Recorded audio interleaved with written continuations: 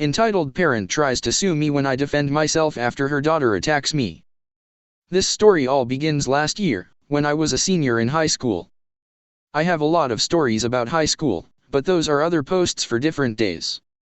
Strap in, it's a long story. Here's the cast: L. Lisa. B's old friend. M. Entitled mother. B. The female dog that hit me. M. Mother. F. Friend. P. Principal. BB. B's boyfriend. Me, silly, but when people say my name, I'll be referred to as Alba, my last name. So for a start, let me describe myself. I'm a Korean/Irish girl, and I have what people call a ballerina's body, but I have strength in my arms and fists primarily. I also had after this all went down, curly ginger hair that was down my back. I'm pretty extroverted, so I had many friends in school. And B was one of them when I was a sophomore. But when junior year rolled around, I noticed that B was very toxic. She started to control where we would go in the mall when we hung out, where I sat in the cafeteria during lunch, stuff like that. She also acted like she was superior to other people. Many people didn't like her and complained a lot. So naturally, I started to distance myself from her because, 1, I didn't like that type of behavior and it was annoying, and 2, I didn't want people I met associate me with her and think that I acted the same way she did. B did not like this. I guess she liked being in control somewhere in a relationship. B didn't have many friends to begin with, so when I started not being her friend, she had nobody to hang out with. During winter break I learned that she started hanging out with BB, this guy in one of my classes. But I didn't care too much because I didn't know him. By the time we came back from winter break, they were making out in that halls. Very touchy-feely with each other. Skip to summer of 2017, I saw B and BB literally everywhere I went. I went to the fair, and they were there too. I once went to the mall to get a custom-made umbrella for my cousin's birthday. I know, weird, but my cousin has a knack for collecting umbrellas, and lo and behold, B walks in, with her boyfriend in tow, and walks up to me and says, "Oh hey Alba, didn't know you'd be here." I was very confused. Now, Redditors, what would a 17-year-old girl and her boyfriend want from a custom shop that only sells umbrellas and other winter items in the middle of summer? And I also knew that she wasn't invited to my cousin's birthday because she didn't even know my cousin. By that point I was convinced she was following me around. Senior year swings around, and B starts trying to talk to me again, and I was having none of it, considering the obvious reasons. Then the day before spring break, she said to me, "B, Alba, I've seen that you've been ignoring me, and I really don't appreciate it. I am such a good friend." Me, honestly B, you're really not. You're kinda manipulative. B, how can you say that? I'm really good to you. Me, I beg to differ. Then I walked away.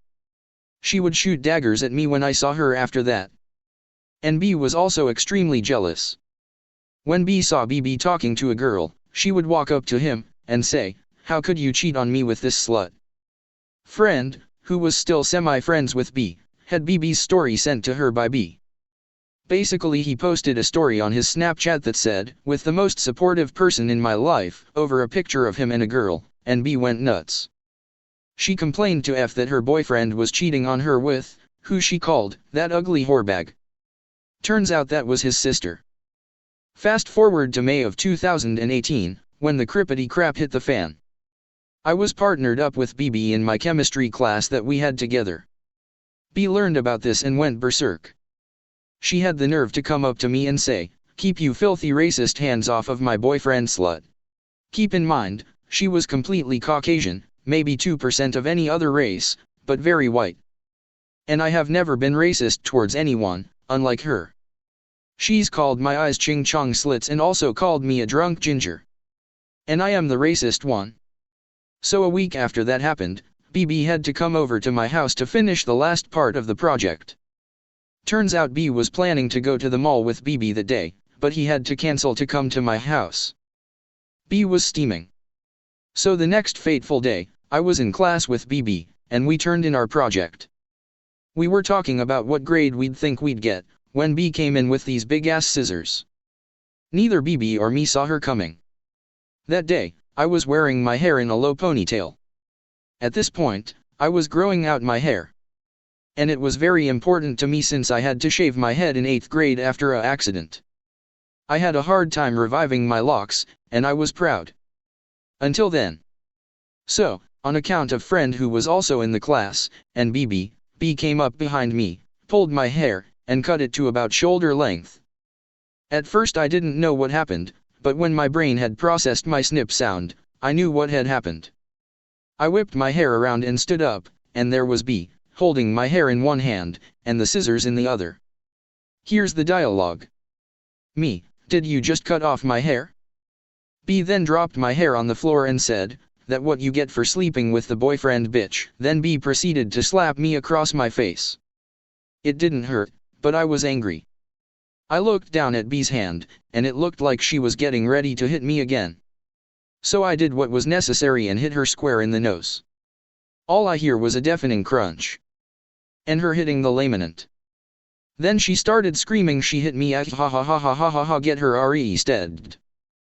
Next thing I know, I was in the principal's office, explaining what happened in all my previous experiences with B while waiting for my mom to get to the school.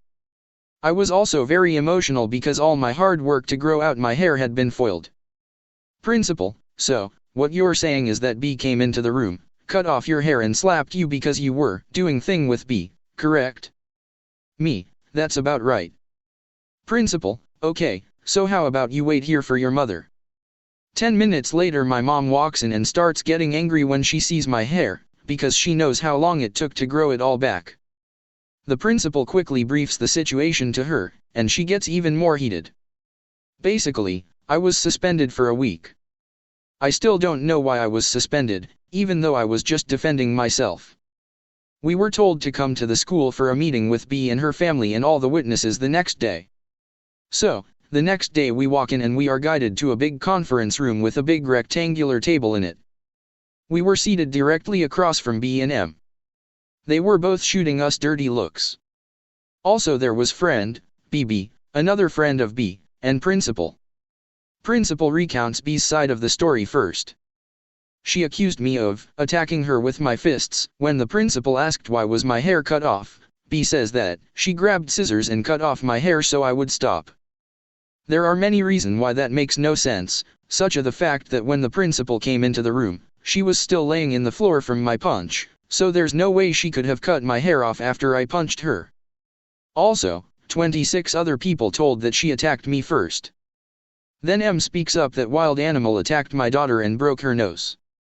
She deserves to be in jail. Then my mom spoke up, no, your daughter attacked mine, and cut off her hair. M, that's not true. My little angel is innocent. Friend, I saw B cut off all of Alba's hair, so that's not true. M, this is bullshit. You just paid all these people to lie about this. BB, it's true, B attacked Alba first, then Alba defended herself.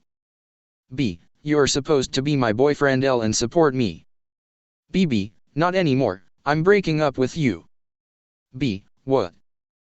B then starts bawling her eye holes out, and I was trying to hold in my laughter. So was F. M, you don't even have any proof that B did anything.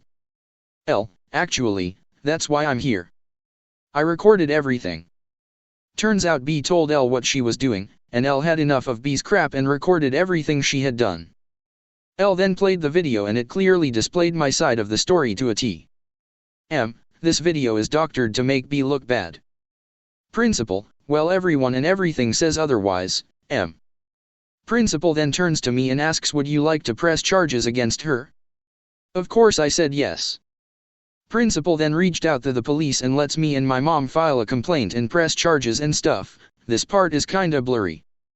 The Sunday before I get to go back to school, my mom gets a letter in the mail telling me that we're getting sued for $50,000 for assault. We immediately got an attorney and looked into this. M was accusing me of assault and harassment against B, which is ridiculously untrue. We are going to court soon to figure this out, but I will update you strangers when everything is done. Additional information update. I ended up pressing charges for assault and stuff like that, and I'm pretty sure she got 4 months in juvenile detention and community service. She also got expelled from school and she does online now. I didn't want to give her max punishment because I want her to have a chance in life and be able to become a better person and get a job. I was gonna tell you guys what I did against her when we went to court, but someone wanted to know. I also found out that the court date is in a week. See you soon. Thank you so much, kind strangers, for the gold. Never thought his would blow up. I've been reading the comment and some of you said to counter so, and I've decided to do just that. I just need to gather my case. And if I win, I will 100% do the worm. TLDR, entitled mom is suing me for assault after her controlling entitled kid assaulted me and cut off my hair.